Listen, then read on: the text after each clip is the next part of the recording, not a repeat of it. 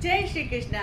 तो दर्शकों, एक बार पुनः आपका स्वागत है मेरे चैनल घुमक्कड़ आरजे रश्मि पर। और आज के इस अंक में आपको मैं करवाने जा रही हूँ कुछ विशेष स्थानों की यात्रा। पिछले एपिसोड में हमने यात्रा की थी राधा कुंड की और राधा कुंड के आसपास के स्थानों की, लेकिन अब हम आगे बढ़ रहे हैं राधा कुंड से। तो हम आपको स्थान जो बताने जा रहे हैं वो है बहुत खास। जी हाँ, ननिहाल। भला ननिहाल किसको प्यारा नहीं लगता। तो राधा रानी की ननिहाल यानी गांव मुखराई के दर्शन आपको करवाएंगे, वहाँ की महत्वपूर्ण जानकारी भी देंगे। साथ ही साथ आपको ऐसे अद्भुत स्थानों के दर्शन करवाएंगे जिनका नाम अभी तक आपने नहीं सुना होगा, ना ही कभी यहाँ के दर्शन किए होंगे। गोवर्धन तो आप आए होंगे, कई बार परिक्रमा भी दी होगी, लेकिन आपने कभी भी उन स्थानों को नहीं देखा होगा। तो ऐसे ही अनसीन प्लेस आज आपके लिए लेकर आई हूँ। ग्वाल पोखर, रत्न सिंहासन, श्याम तलैया, कुसुम सरोवर, ये तो आपने देखा होगा। और इसके अलावा नारद कुंड। तो ऐसे बहुत सारे स्थान हैं जिनका आज आपको मैं दर्शन कराऊंगी और वहाँ की अद्भुत लीला के विषय में भी बताऊंगी। तो बने रहिएगा हमारे साथ हमारे YouTube चैनल घुमक्कड़ आरजे रश्मि पर। और हाँ, अभी तक आपने अगर हमारे चैनल को सब्सक्राइब नहीं किया हो या अभी आप हमारे चैनल पर पहली बार कोई वीडियो देख रहे हैं तो हमारे चैनल को सब्सक्राइब कर लें, प्रेस कर दें बेल आइकॉन भी, ताकि आपको वीडियो के सारे नोटिफिकेशंस मिलते रहे। तो बने रहिए हमारे साथ हमारे चैनल घुमक्कड़ आरजे रश्मि पर। तो चलिए, आज हम आपको लिए चलते हैं राधा रानी की ननिहाल, जो मथुरा जिले के मुखराई गांव में है। यह गांव मथुरा जनपद के क्षेत्र में है और मथुरा से 21 किलोमीटर, वृंदावन से 18 किलोमीटर और गोवर्धन से 7 किलोमीटर की दूरी पर है। और राधा कुंड और गोवर्धन के बीच में यह गांव है जो राधा रानी की ननिहाल के रूप में विश्व विख्यात है। राधा रानी की नानी का नाम चूँकि मुखरा था, इसीलिए उनके गांव के नाम भी उनके नाम से जाना जाता है, यानी मुखराई।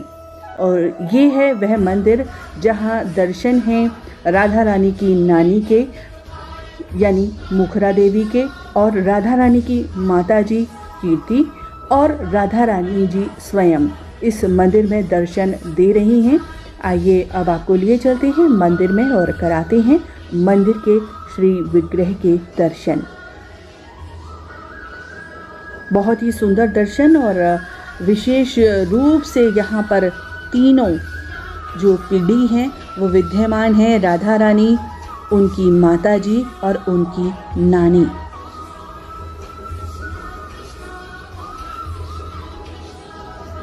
ये दर्शन बहुत ही सुंदर दर्शन राधा रानी की नानी के साथ राधा रानी जी खड़ी हैं और इधर राधा रानी की माता जी भी हैं। और ये दर्शन हम आपको करा रहे हैं। ये नीचे गिरिराज जी के दर्शन, ये मंदिर के दर्शन अभी हमने आपको कराए और अब आपको लिए चलते हैं एक और ऐसे स्थान पर। जी हाँ, ये भगवान श्री कृष्ण मंदिर से बाहर निहार रहे हैं अपनी राधा रानी को। ये गिरिराज शिला में एक संत ने इनको ऐसा स्वरूप दिया। और ये है सरोवर। प्राचीन काल में जब कुआं, तालाब, बावड़ी, सरोवर यही सब कुछ थे जिन पर घर की महिलाएं अपना सारा काम किया करती थी, तो ये वही सरोवर है जहाँ राधा रानी अपनी माता जी के साथ, अपनी नानी के साथ यहाँ स्नान करने के लिए आती थी। और सरोवर के पास कुछ गिरिराज शिलाएं भी हमने देखी। और ये वही प्राचीन सरोवर है जहाँ आज भी लोग आकर स्नान करते हैं, आचमन करते हैं। इस सरोवर में राधा रानी की कुछ ऐसी लीलाएं हैं। जब वो बाल्यकाल में अपनी नानी के यहाँ आती थी तो ऐसी कथा जो है वो भी अपनी इस स्टोरी में हम आपको बताएंगे। लेकिन उससे पहले राधा रानी की नानी ने कैसे आरंभ किया चरकुला का, ये भी आपको बताते हैं। क्योंकि राधा रानी की जो नानी थी मुखरा देवी, वो प्राय चिंतित रहती थी, क्योंकि कीर्ति के जब कोई संतान नहीं थी तो हर माँ यही कामना करती है कि उसकी बेटी का एक खुशहाल परिवार हो। और जब राधा रानी की नानी को ये खबर हुई, ये सूचना उनके पास आई कि यानी वो नानी बन गई हैं, राधा रानी का आगमन हो चुका है, तब वो इतनी खुश हुई कि वहाँ पर एक रथ का पहिया था, उस पर उन्होंने 108 घी के दीपक जलाए और उसे अपने सिर पर रखकर उन्होंने नृत्य किया। तभी से उस गांव से चरकुला नृत्य का आरंभ हुआ, जो आज पूरे विश्व में अपनी पहचान बनाए हुए है। और ब्रज की इस लोक परंपरा को निभाने वाले इस गांव के कुछ कलाकार आज अपनी देश विदेश में प्रस्तुति देने के लिए जाते हैं। तो इस प्रकार से ये जो चरकुला नृत्य है, इसका आरंभ जो हुआ वो राधा रानी की नानी के द्वारा ही हुआ और इसकी एक अपनी अलग पहचान है। और अब आपको लिए चलते हैं उस जगह भी जहां राधा रानी खेला करती।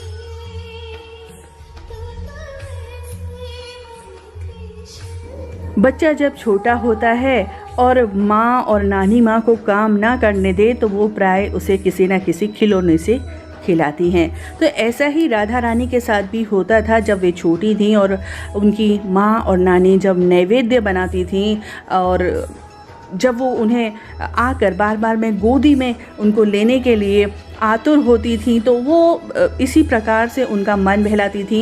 ये गिरिराज जी का मंदिर है जहाँ पर रखी हुई है एक ऐसी शिला जिसको बजाकर राधा रानी की नानी ने उन्हें दिखाया, और उसमें से जब राधा रानी ने उस शिला का स्पर्श किया तो उस शिला में से बहुत सारी ध्वनियाँ प्रतिध्वनित होने लगीं। आज भी ये शिला वहाँ उपस्थित है और श्रद्धालु यहाँ आते हैं और इस शिला को बजा कर देखते हैं। बहुत सारी धुन, सुरीली धुन इस शिला से निकलती हैं। हम भी आपको उस शिला की आवाज़ अपने इस वीडियो के माध्यम से सुनवाने जा रहे हैं और बहुत ही सुंदर इसकी ध्वनि है। आइए सुनते हैं।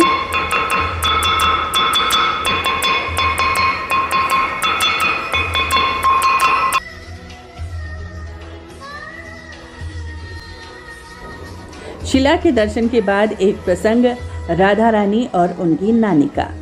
एक बार की बात है, राधा रानी की नानी ने राधा रानी को सुंदर से सोने के कंगन पहनाए और उसके बाद उन्होंने राधा रानी से कहा कि जाओ सरोवर पे और भगवान सूर्य की पूजा करके आओ। राधा रानी ने अपनी नानी की आज्ञा मानी और वे सरोवर की पूजा पर अपनी सखियों के साथ चल दी। अब राधा रानी चलती जा रही थी, कान्हा उन्हें देख रहे थे, पेड़ों की ओट से निहार रहे थे राधा रानी को, और वो भी पीछा करते करते राधा रानी के उस सरोवर तक पहुंच गए। तो रास्ते में उन्होंने देखा कि राधा रानी के हाथ का सोने का कंगन गिर गया है। कन्हैया ने उसे देखा और छुपा लिया अपने पटके में।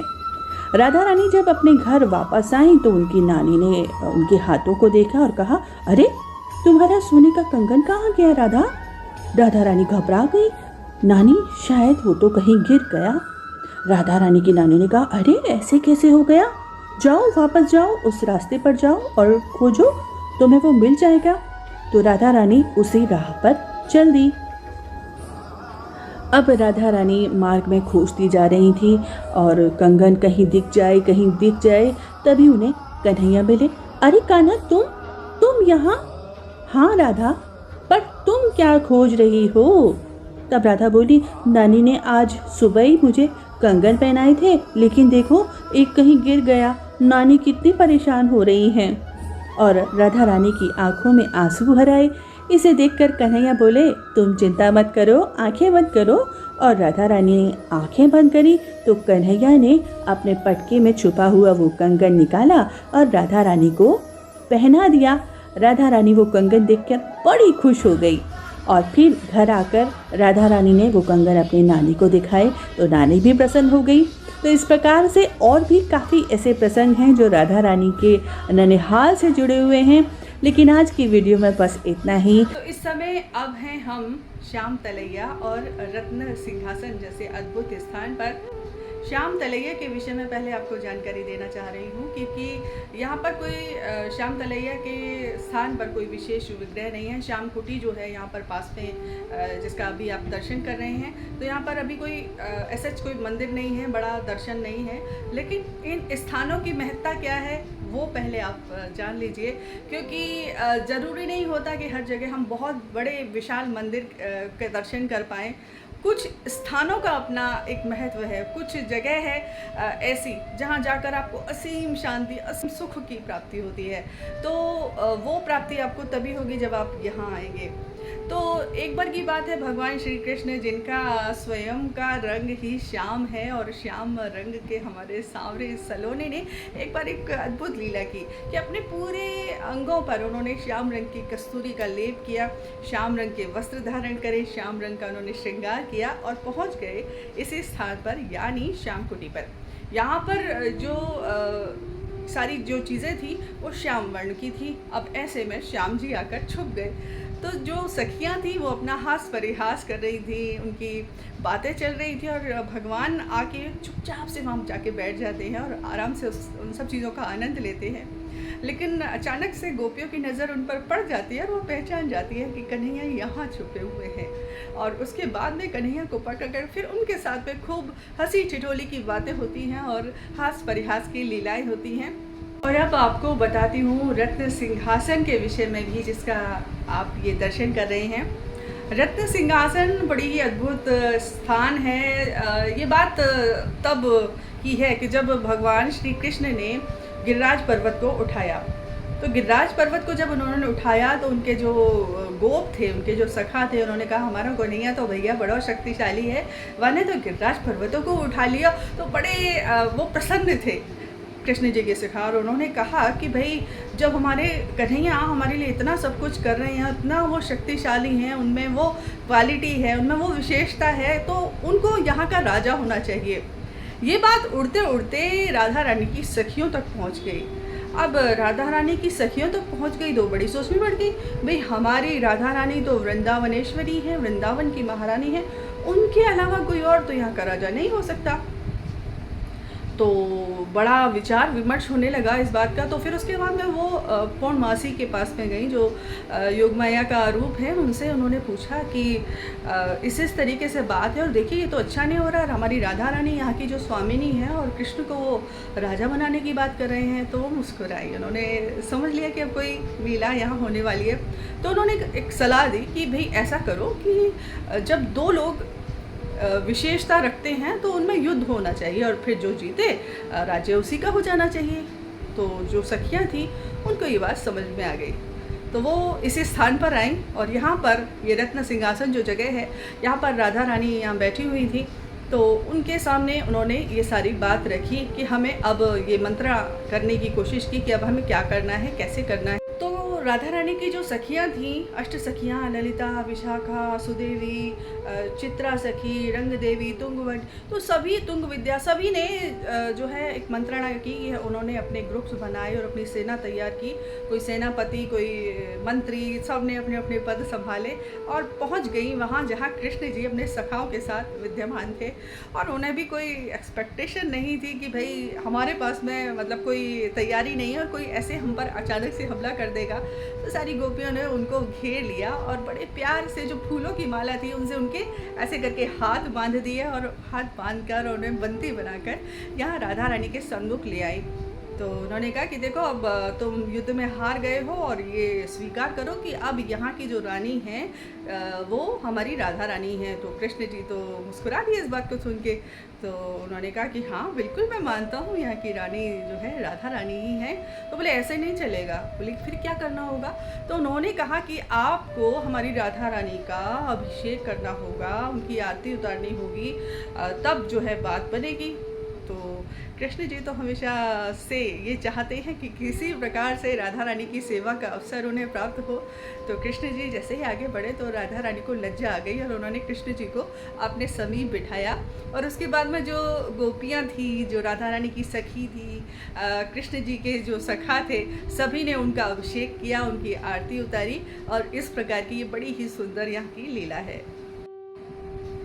इस स्थान की एक और लीला है कि एक बार की बात है कि यहाँ पर जो होली का जो है वो उत्सव चल रहा था और सभी जो गोप ग्वाले और जो सखियाँ थीं वो यहाँ पर होली का उत्सव मना रही थी। रंग गुलाल अबीर केसर सब कुछ उड़ रहा था और सभी एक दूसरे पर रंग गुलाल की जो बौछार है वो कर रहे थे पिचकारियों से और हवा में गुलाल को उड़ाया जा रहा था। यानी बहुत सुंदर दृश्य था। कुछ गोपियाँ जो थीं वो बड़ा सुंदर मधुर गायन कर रही थी। झांझ ढप मृदंग इत्यादि जो वाद्य यंत्र थे वो बजाए जा रहे थे। बहुत सुंदर बहुत ही आनंद की अनुभूति उस समय हो रही थी। उस समय यहाँ से होकर शंखचूड़ जो है वो निकला और उसने जब यहाँ पर इन गोपियों को देखा तो उसने कोई साधारण स्त्री इनको समझा और उसने कहा कि ये तो बड़ी सुंदर स्त्रियां हैं, इन्हें मैं अपने साथ में लेकर जाऊंगा। तो अपने भोग के लिए उन्होंने उनको जबरन वहाँ से खींचना जैसे ही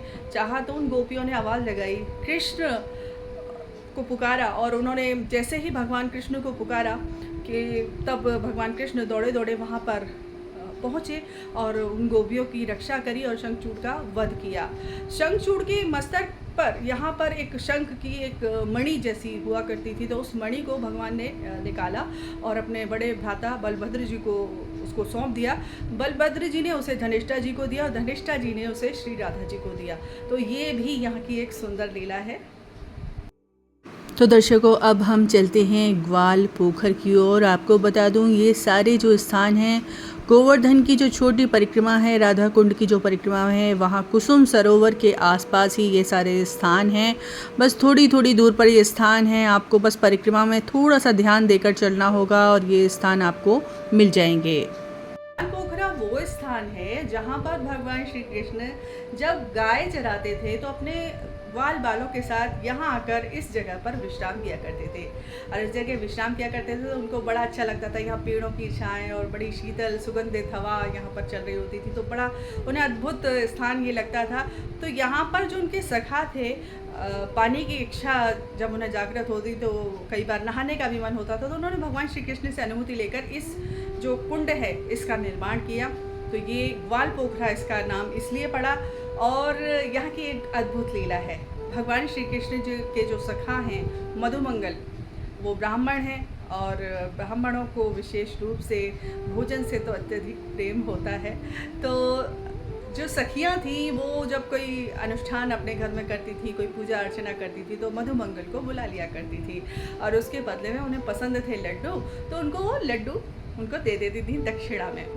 तो एक बार उनको लड्डू प्राप्त हुए और मधुमंगल ने उनको अपने अंगूछी में या किसी वस्त्र में उनको छुपा लिया और लड्डू अपने साथ में उन्होंने रख लिया कि अब किसी को पता नहीं चलेगा। लेकिन जो बलदाऊ थे उनको पता चल गया कि आज मधुमंगल के पास लड्डू है और उन्होंने सारे ग्वाल बाल सखाओं के साथ में लेकर मधुमंगल पर कर दिया हमला। अब मधुमंगल के किसी ने कपड़े इधर से खींचे, किसी ने इधर से खींचे और वो खींचतान में उन्होंने लड्डू अपने हाथ में ले लिए। लेकिन मधुमंगल के सारे जो कपड़े थे वो मतलब खुल गए।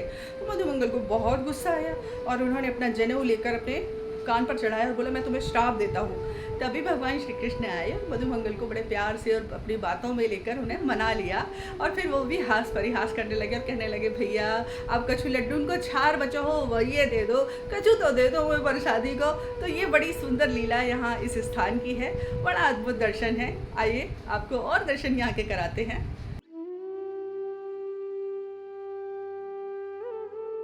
इसके समीप ही दक्षिण की ओर किलोल कुंड भी है। अपने नाम के अनुरूप ही यह कुंड श्री राधा कृष्ण युगल की जल केली तथा कृष्ण का सखाओं के साथ जल क्रीड़ा का स्थान है। और आइए अब चलते हैं कुसुम सरोवर। तो ये है कुसुम सरोवर जो कि श्री राधा कुंड से 1.5 मील दक्षिण पश्चिम में परिक्रमा मार्ग के दाहिनी ओर स्थित है। और यहाँ पर बेला, चमेली, जूही, मल्लिका, चंपक आदि विविध प्रकार के पुष्पों की लताओं और तरुओं से परिपूर्ण ये कुसुम वन रहा करता था। और यहाँ पर भगवान श्री कृष्ण से मिलने के बहाने राधिका रानी अपने सखियों के साथ यहाँ पुष्पों का चयन करने के लिए आती थीं। तो उनका भगवान श्री कृष्ण के साथ यहाँ पर रसपूर्ण केली कलह और नोक झोंक भी हुआ करता था। तो उसी का एक प्रसंग आपके सन्मुख रख रही हूँ। एक दिन श्रीमती राधा जी सखियों के साथ यहाँ पर आई और पुष्पों का चयन कर रही थी। तो इतने में भगवान श्री कृष्ण भी वहाँ उपस्थित हो गए। तो कृष्ण ने पूछा कौन है? तो राधा जी ने कहा कोई नहीं। तो कृष्ण जी का ठीक से बताओ तुम कौन हो? तो राधा जी ने कहा कोई नहीं। कृष्ण ने कहा बड़ी टेढ़ी मेढ़ी बातें कर रही हो? तो राधा जी ने कहा तुम तो बड़ी सीधी सादी बातें करते हो। कृष्ण जी ने कहा मैं पूछ रहा हूँ तुम कौन हो? तो राधा जी ने कहा क्या तुम नहीं जानते? तो कृष्ण ने कहा क्या कह रही हो? तो राधा जी बोली सूर्य पूजा के लिए पुष्प चयन कर रही हूँ। और कृष्ण जी इस पर बोले कि क्या किसी से आदेश लिया? तो राधा जी ने कहा किसी से आदेश की आवश्यकता ही नहीं। तो कृष्ण जी ने कहा ओहो आज तो चोरी पकड़ी गई। मैं सोचता था कि प्रतिदिन कौन हमारी इस पुष्प वाटिका से पुष्पों की चोरी करता है और इस पुष्पोद्यान को संपूर्ण रूप से उजाड़ देता है। आज तुम्हें पकड़ लिया है, अभी इसका दंड तुम्हें देता हूँ। तो राधा जी ने कहा तुम इस पुष्प वाटिका के स्वामी कब से बन गए? क्या यहाँ पर एक भी पौधा तुमने लगाया है या फिर किसी एक पौधे का भी सिंचन किया है? उल्टे तुम तो लाखों गौओं तथा उद्यत सखाओं के साथ इस कुसुम वन को उजाड़ने वाले हो। भला रक्षक कब से बन गए? तो कृष्ण ने कहा मुझे धर्मात्मा के ऊपर आक्षेप मत लगाओ, मैं अभी इसके लिए उचित शिक्षा दे रहा हूँ। तो राधा जी ने कहा कि हा बड़े भारी धर्मात्मा हैं। पैदा होते ही एक नारी का वध किया, बचपन में मैया भी से भी झूठ बोलते थे और पास पड़ोस की गोपियों के घरों से मक्खन चुराते थे और बड़ा होने पर गोप कुमारियों के वस्त्रों का हरण करते। अभी कुछ ही दिन पूर्व एक गाय के बछड़े का वध किया। ये तो तुम्हारे धर्माचरण की हद ही हो गई। और इतना सुनकर कृष्ण जी अपना सिर खुजलाते हुए मधुमंगल की ओर देखने लगे। तो चतुर मधुमंगल ने समझाया भैया चुप रहने में ही भलाई है। और इतने में सभी सखियों ने तालियां बजाते हुए श्याम सुंदर को वहां पर घेर लिया। तो इस प्रकार की बड़ी सुंदर सुंदर सी जो लीलाएं हैं वो यहाँ पर भगवान श्री कृष्ण और श्री राधे जी के बीच में यहाँ हुआ करती थी। वर्तमान समय में इसका स्वरूप बहुत बदल चुका है। खूब यहाँ हरियाली देखने को आपको मिल रही है। चारों ओर कदम के पेड़ भी आपको दिखाई देंगे। और ये सुंदर सुंदर यहाँ पर प्राचीन काल में महाराजाओं ने भी इसका पुनर्निर्माण करवाया था। ये छतरियाँ इत्यादि यहाँ पर बनी। और उसके बाद में वर्तमान समय में ब्रज तीर्थ विकास परिषद की ओर से भी यहाँ पर विशेष रूप से यहाँ कार्य किया गया है और इसको और सुंदर बनाने के लिए निरंतर प्रयास यहाँ किए जाते हैं। रात्रि में भी यहाँ पर बहुत सुंदर जो यहाँ का दृश्य होता है वो देखने लायक होता है। तो वो दृश्य भी आपको कभी अवसर मिले तो उसको भी आप ज़रूर देखिएगा। और अब हम आपको दर्शन करा रहे हैं नारद कुंड के। कुसुम सरोवर से दक्षिण पूर्व 2 फलांग दूर ही नारद जी की तपस्या स्थली नारद कुंड है। और वृंदावन की अधिष्ठात्री देवी वृंदा देवी के मुख से उच्चतम गोपी भाव की महिमा सुनकर गोपी देह से राधा कृष्ण युगल की प्रेममयी उन्नत उज्ज्वल सेवा प्राप्त करने के लिए नारद जी के हृदय में तीव्र लालसा उत्पन्न हुई। उन्होंने लोक पिता में ब्रह्मा से गोपाल मंत्र प्राप्त कर इस स्थान पर गोपियों के अनुगत्य में राग मार्ग में साधन भजन करना आरंभ किया। बहुत युगों तक आराधना करने के पश्चात योग माया पौर्णमासी ने नारद जी को कुसुम सरोवर में स्नान कराया, जिसके साथ ही उन्हें गोपी देह की प्राप्ति हुई। तत्पश्चात उन्हें राग मार्ग के एकादश भाव प्रदान कर युगल सेवा में अधिकार प्रदान किया। तो यहाँ ये दर्शनीय नारद कुंड है। बहुत ही सुंदर और मनोहारी दृश्य है यहाँ का। तो आपको भी जब अवसर मिले तो एक बार यहाँ ज़रूर आइएगा। और आइए अब आपको यहाँ के मंदिर के भी दर्शन कराते हैं। ब्रजमंडल में ये एकमात्र यहाँ पर नारद जी का मंदिर है जिसके आपको यहाँ हम दर्शन करा रहे हैं। बहुत ही प्रेम से देखिए किस भाव से श्री राधे जी भगवान श्री कृष्ण को निहार रही हैं। इतने सुंदर इतने अद्भुत दर्शन है यहाँ पर। और ये नारद जी का यहाँ पर दर्शन है। तो बहुत ही सुंदर और सुरम्य स्थान है। तो यहाँ आने का अवसर जब भी आपको मिले तो यहाँ आएँ और इतनी सुंदर लीला स्थलियों का दर्शन आप अवश्य करें। वैसे तो यहाँ पर काफ़ी हरियाली है, लेकिन यहाँ पर एक विशेष रूप से पारस पीपल का वृक्ष है जिसकी लोग परिक्रमा करते हैं, पूजन करते हैं। और इस पारस पीपल की विशेषता ये भी है कि जब दीपावली के बाद, दीपावली के आसपास यहाँ पर इसमें 4-5 तरीके के फूल जो हैं वो खिलते हैं, तो वो भी बहुत अद्भुत दृश्य होता है। तो जब यहाँ पर ये 4-5 तरीके के इस पारस पीपल के वृक्ष में फूल खिलते हैं।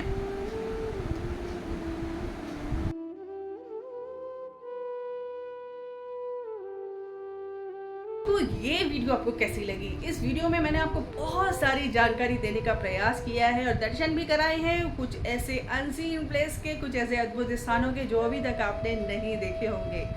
बहुत सुंदर स्थान है, कभी भी आपको अवसर मिले तो आपको यहाँ ज़रूर आना चाहिए। हम हमेशा ये आकांक्षा ना करें कि हम जिस जगह जा रहे हैं कोई बहुत बड़ा सा मंदिर होगा, बहुत बड़े कहीं दर्शन होंगे। कुछ स्थान ऐसे भी हैं जहाँ लीलाओं का ही केवल महत्व है। कुछ कुंड, कुछ सरोवर, कुछ ऐसे अद्भुत स्थान हैं जहाँ केवल आपको जाकर कुछ पल बैठने से असीम सुख की प्राप्ति होगी। वहाँ पर जो प्रकृति का सुरम्य वातावरण है, अद्भुत पंछियों की चहचहाहट है, आपको लगेगा कि हाँ, आप वास्तव में उसी कृष्ण काल में आ गए हैं। तो ऐसे अद्भुत स्थान अभी भी ब्रज में हैं। आप आएँ और इन स्थानों का आनंद ज़रूर लें। तो आज के अंक में इतना ही। अगले अंक में फिर बहुत सारी जानकारी आपके लिए लेकर आऊँगी। तब तक बने रहिएगा मेरे साथ, मेरे चैनल घुमक्कड़ RJ रश्मि पर। और हाँ, इस वीडियो को ज़्यादा से ज़्यादा शेयर ज़रूर कीजिएगा ताकि ज़्यादा से ज़्यादा लोगों तक ये जानकारी पहुंच सके। और अभी तक आपने चैनल सब्सक्राइब नहीं किया ना, गलत बात, नहीं किया तो आप कर लीजिए, देरी नहीं हुई है। तो बने रहिएगा हमारे साथ, हमारे चैनल पर। जय श्री कृष्णा।